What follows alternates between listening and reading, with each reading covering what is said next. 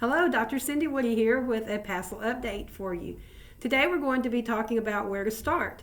So we've covered the handbook, we've covered the basic ideas of the PASL exam, and now it's time for us to prepare for PASL Task 1. So I always begin with a plan, right? You want to begin with the end in mind.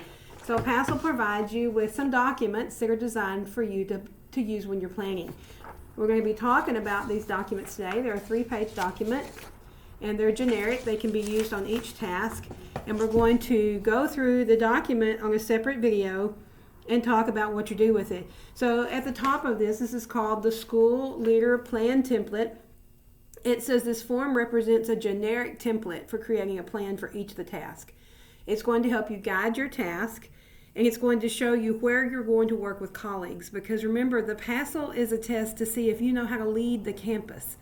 So you're going to actually need to be leading people in these tasks. It's a more, I call it a little bit more aggressive type of internship. So it's expecting the intern to actually do more than observe or participate in basic administrative tasks. It's expecting you to be an instructional leader. So we're going to go through the examples in the PASL library, and we're going to see how a student took this plan and did a great job with it. And we're going to look at another student's actual submission who did not do a very good job, and they scored below acceptable. So there's meets and exceeds, and then there's partial or not acceptable. And so we need to compare those two so we understand what's going on. So that's coming.